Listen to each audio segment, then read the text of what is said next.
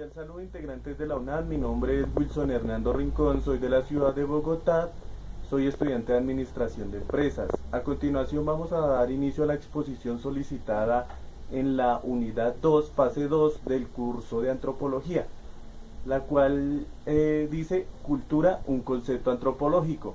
Para esta exposición vamos a tener en cuenta las preguntas orientadoras que están en la rúbrica de evaluación. ¿Cuál es el significado general que se le otorga a la cultura en el ámbito de la antropología?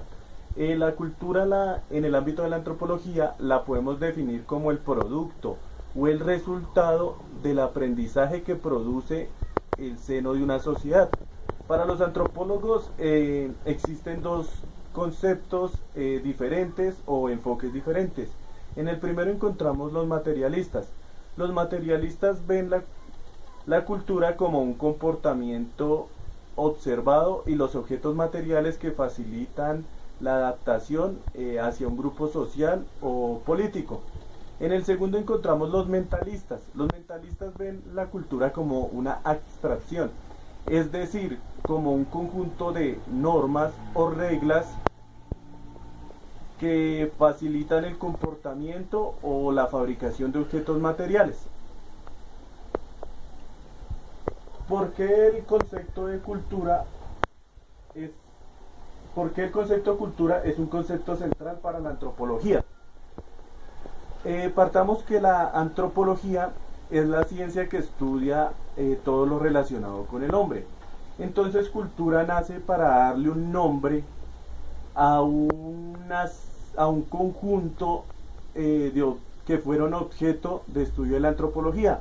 Entre estos podemos encontrar la religión, ideales, comportamientos, maneras de vestir, todo lo relacionado con el comportamiento del hombre y la parte simbólica, que es muy importante para la cultura.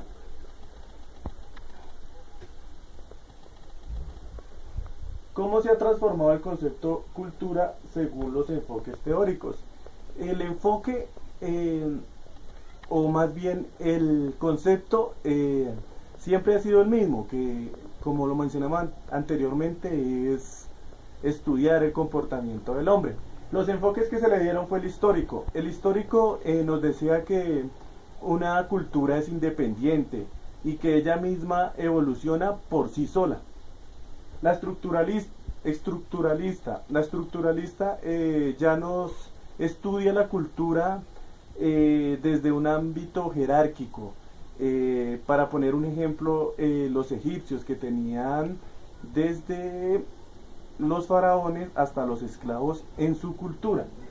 La funcionalista ya nos dice que las culturas están conectadas entre sí, se mezclan o se conectan para su evolución. La difusionista entonces ya nos plantea que una cultura puede adaptar costumbres o cualquier tipo de comportamiento o creencia de otra. Para dar un ejemplo, los españoles cuando llegaron a América, nosotros adaptamos ciertos comportamientos, ciertas creencias que tenían ellos en su cultura.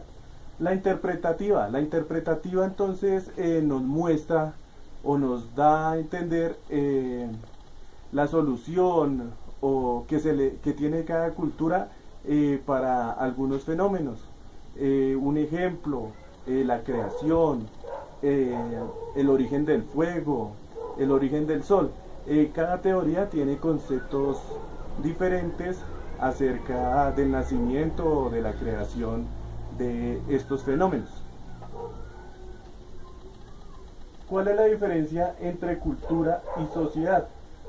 En esto tenemos que hacer un paréntesis y aclarar que la cultura y la sociedad son términos totalmente diferentes.